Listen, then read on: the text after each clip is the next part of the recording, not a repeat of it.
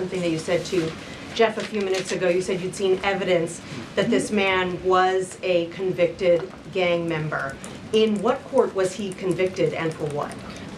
This individual was an MS-13 ringleader. This individual was also engaged in human trafficking.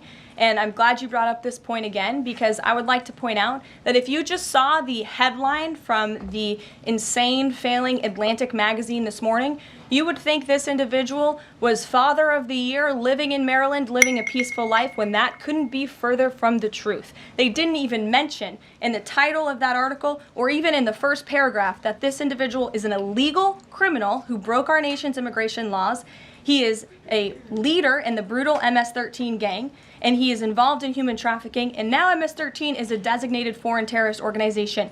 Foreign terrorists have no legal protections in the United States of America, and this administration is going to continue to deport foreign terrorists and illegal criminals from our nation's interior. But a judge ordered that he should remain in this country. So are you saying that it is okay to ignore a judge's ruling if you don't like it? That's exactly what I mean. Who does that judge work for? I could ask you the very same question. He's an immigration It was an judge. immigration judge who works for the Department of Justice at the direction of the Attorney General of the United States, whose name is Pam Bondi, who has committed to eradicating MS-13 from our nation's interior. And let me tell you why we've made this commitment. MS-13, may I remind each and every one of you, is a brutal and vicious gang. They raped and strangled a 20-year-old autistic woman to death in Maryland. They hacked 4 people to death with machetes in a park on Long Island. They have kidnapped, sexually tortured, and shot a teenage girl in Texas after she insulted them, allegedly. Killed and mutilated a 17-year-old girl in Virginia, stabbing him 16 times and cutting off his hands. They beheaded and cut out the heart of a man in Washington, D.C., They raped and murdered a 13-year-old girl in California. They sex trafficked a slew of young girls, including one who was just 12 years old.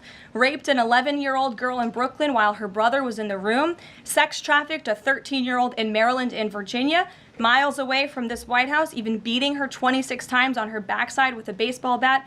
Pressured homeless New Yorkers to undergo unnecessary surgeries such as spinal fusion in order to bolster their fraudulent lawsuits. These are vicious criminals. This is a vicious gang. And I wish that the media would spend just a second of the same time you have spent trying to litigate each and every individual of this gang who has been deported from our country as the innocent Americans whose lives have been lost at the hands of these brutal criminals. We may need our position in very strong. No, I don't think so. No, it's never, ever, ever, ever.